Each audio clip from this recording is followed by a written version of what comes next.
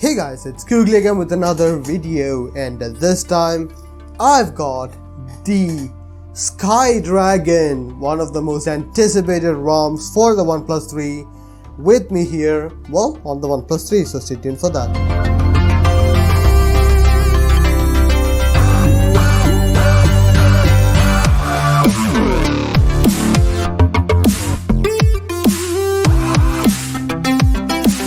So guys, the Skydragon, it's it's embarrassing for me to know or say that I didn't really know which ROM this was. OmniDragon, previous version of this on audio was called the OmniDragon.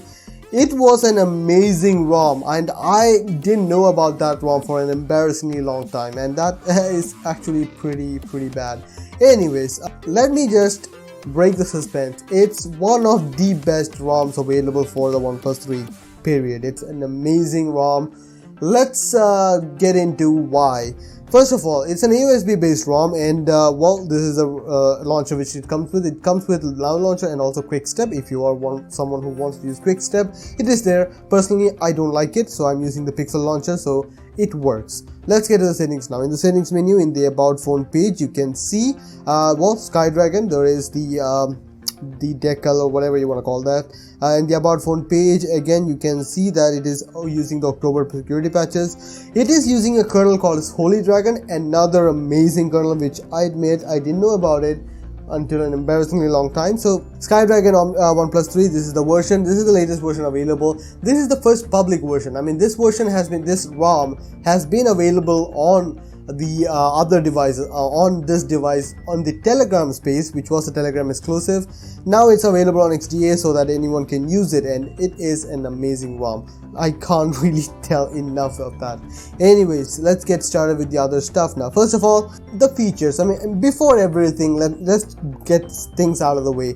It supports VLT, as you can see from the VLT icon there. It doesn't require any fixed flash files or anything like that. It just works. It is USB based. Now, from the developer's mind itself, it is optimized for the Snapdragon 821 and 820 option, or the processor, which is amazing. That is what our device is based on, and it actually does make a difference. One more thing which I do want to mention quickly is that if you're coming from audio, you need to be decrypted, but if you are using a PyROM with encryption, which is I guess only two other ROMs support that, you can actually come into it. It is from the XDA. I haven't tried it out. I have used it decrypted. My phone is always decrypted, so just keep that in mind. With that being said, let's get to the stuff now. First of all the features are inside the Dragon's Den, so it is Skydragon, so you would expect it to have a dragon theme stuff. Tiles option. Now this is one of my favorite theming engines.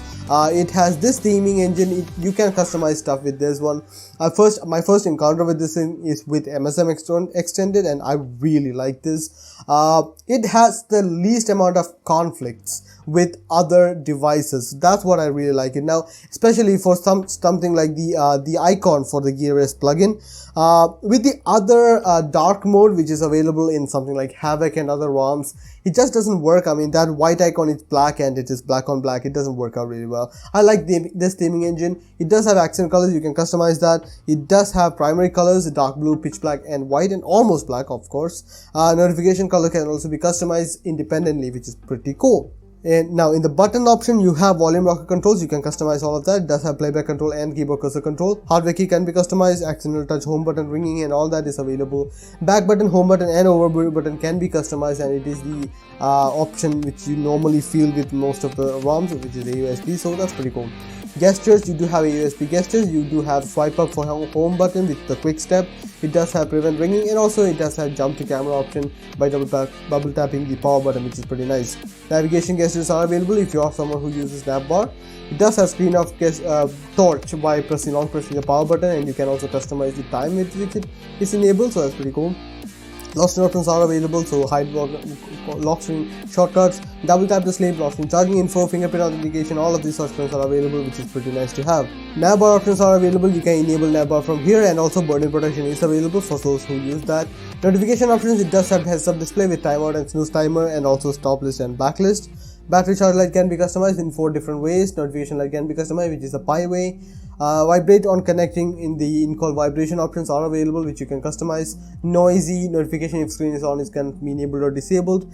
Power menu options are available. It does have an advanced reboot menu. You have to enable it from here, so it does work out really well. Now in the quick settings panel, you do have all of these options. It does have brightness slider on the bottom. It doesn't have the brightness slider automatic enabler, which I mean, I'm okay with that. I don't really care about that too much. Bluetooth battery status can be customized. All of these options are available, and also running device icon is available. Now something which I did notice is that the running device icon, if you enable that, it sort of sometimes does not work. So as you can see, I have enabled that and it doesn't work. Now if I disable that, it just comes back. So yeah, there are a few things which is kind of messy with that. I'll get into that later though. But anyways, this is the quick settings panel. Now in the status bar options, you can customize the status bar icon, so you can also disable the ULD icon if you don't want that. Double tap to sleep is available. Battery icon can be customized. You do have all the options here. Battery bar can be enabled, and also Bluetooth battery styles can be enabled. If you have a Bluetooth accessory which uses the status bar battery percentage, you can actually enable that. The clock and date options can be enabled with the small AM/PM indicator, which I don't know why my settings are not applied right now. Network traffic indicator can be enabled or disabled, which is also pretty cool. You can also enable the old style mobile type display, which actually combines the LTE signal option and also the status bar, which I like. Having it both different is kind of a waste of space, so I don't like that.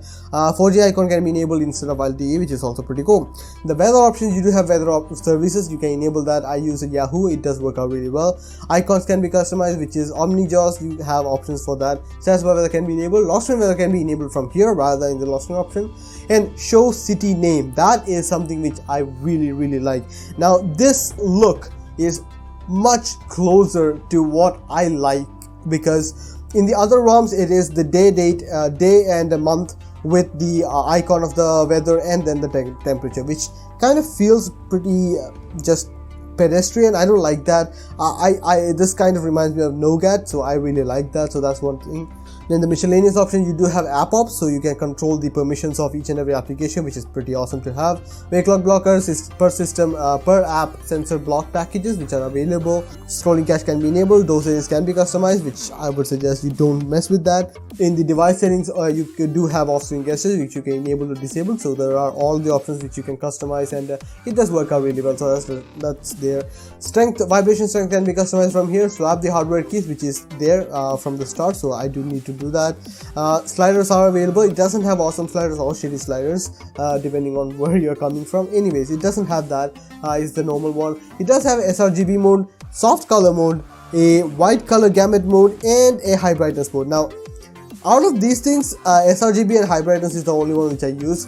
The rest everything just almost to me seems like in sRGB mode with slight tweaks in the warmness or coolness of the image, which I mean, hey, if you like it, well and good, you have that.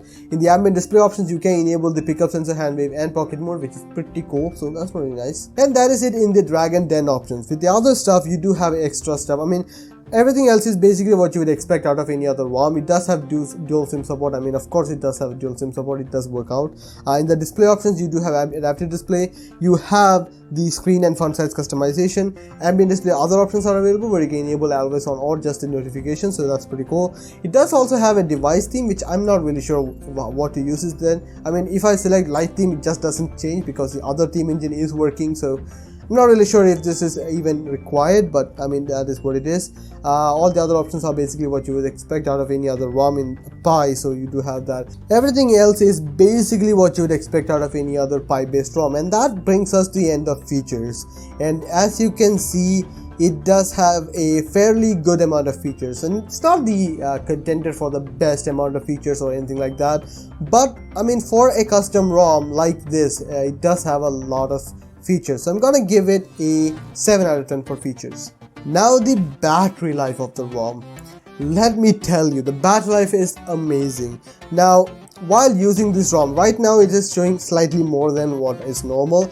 The active drain I got was around 11-12%, and the idle drain was around 1%.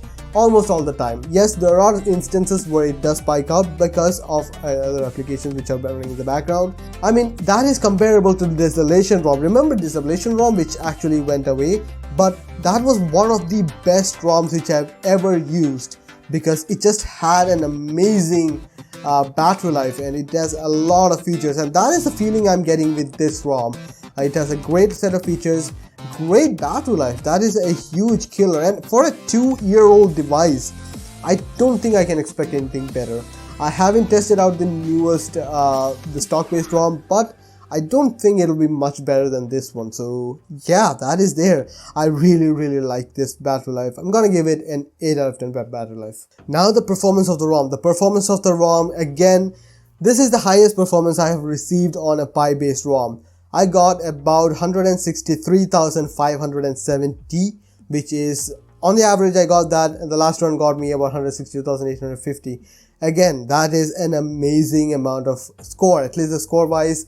This is the highest which I have received, so that's gotta merit something, right? So I'm gonna give it a 7.5 out of 10. Now the stability of the ROM. The stability of the ROM is amazing. As I've already shown you guys, there are a few glitches here and there which does kind of make a little bit of mess here and there, but honestly, these are not things which will break the phone. Incidentally, one thing which I do want to mention is that this is probably the only ROM which I've used which doesn't have an issue with my watch being connected with the calls. Usually, or sometimes, very rarely though, there are issues where whenever I get a call and my watch is connected, what happens is the phone tries to beam the voice to my watch, even though I have accepted the call from my phone. What happens is that it is neither here nor there, and I cannot answer the call. I can hear the person talking, but I cannot answer him. So that has happened to me quite a bit on other ROMs. It has yet to happen to me on this ROM, so I'm really happy about that. And yeah, that's pretty awesome. I really do like that. I'm gonna give it a 7.5 out of 10 for stability. Now the camera. The camera on this one is a joke. I mean, it's a basic camera, it works. I don't think I should call this a joke, but anyways, it's not premium. It's not Google Cam, which I'm not sure why the stock ROMs does not, or the custom ROM does not come with Google Cam stock anymore, because I'm not really sure about that, or I'm not sure what happened. But anyways, it takes photographs, it takes videos. It's okay. It's fine. So I'm gonna give it a 5 out of 10. Now the aesthetics of the ROM. The aesthetics of the ROM, there are a few things which I do want to mention. Aesthetics of the ROM, I already talked about the theming engine, which is my favorite right now in Pi space, because it actually works with other stuff like autofill stuff. It works. One thing which it doesn't work with is in the quick step options in the app menu. It blanks out the titles of the applications, which is kind of sad, but I mean, I can live with that. Few things which I cannot live with is autofill. In the other ROMs with the theming option, if you select dark mode, the autofill option is also black and black, and you cannot make it out. So that's fixed on this one, so I'm really happy about that. Apart from that, there are a few glitches here and there which I did want to mention. Let me just show you guys a screenshot which I took. Now in this screenshot, you can see on the status bar, right, there are a few glitches here and there. I mean, it's minor, and if you just turn off the screen, and this is another time when it happened. This also happened a few previous time. This also happened, and it's kind of sad that there are glitches, but glitches will be there, and it's just a matter of how much you are willing to look over that. Right now it is showing correctly, so it also happened. So just so you know, this is what it is. This is what you will be getting into. So in the aesthetics department, I'm gonna give it a 7 out of 10 because, well, it's great, but I mean, glitches are glitches. So, yeah. So guys, there you have it. That is the ROM itself. Now the overall experience. The overall experience is where I really am blown away by this ROM. The experience of using this ROM is really great, and as I've already mentioned, it's giving me this fuzzy feeling of using Desolation ROM, which sadly enough went away, but this is, in my opinion, the second coming of that ROM. It is smooth as hell. It is actually optimized for 821. I know developers make really big claims that it is optimized for this one, optimized for that one. This one, I do really think it is really optimized for the device, and it just works. It's smooth as hell. It just works out really well. I really like this ROM, so I don't think I should explain myself more than that. So yeah, I'm gonna give it an 8.5 out of 10 for the overall experience. So let me reboot and show you guys the boot animation, which is actually pretty cool. So there you have it, guys. That is the boot animation for Skydragon for the OnePlus 3. I mean, it's a unique boot animation. Can't say I like it, just because it's not flat. I mean, Material UI is taking over the world, so I would have liked to have Material. But hey, it's a good boot animation. It goes into Skydragon, and hey, it matches the wallpaper, so that's gotta be something. So guys, there you have it. That is what I wanted to talk to you guys about this ROM. It is probably the best ROM which has come to Pi yet. Yes, I know there is MSM Extended, I know there is Havoc, and I'm pretty sure I won't be using this as my daily driver. As good as this is, there are a few things which this one is still missing, so I would still use another one of other ROMs because that's just my preference. But this is, for the vast majority of people, this is going to work out very, very well. The battery life is amazing, the performance is amazing. I don't have PUBG installed, I'm really sorry about that. There is something wrong with my network connection, so I couldn't update that. Anyway, I'm gonna apologize. I'm just gonna apologize for it and move on. Anyways, but I have played PUBG on this one. It actually does work. It's almost as smooth as Nitrogen OS. So yeah, the final score is gonna come to about 7.233160622, which is gonna come to about 7.2, it is the highest score which any ROM has received on PySpace right now from me, so it actually should make something right. It is a very, very amazing ROM. It is one of the best ROMs which I've ever tried, and I hope this one continues, and hopefully more features are added without breaking anything else. So that'll be my wish. So yeah, I guess I'm interested about the ROM. Then hope you guys like the video. Please share, subscribe, and like the video if you found it useful. See you guys next time. Bye.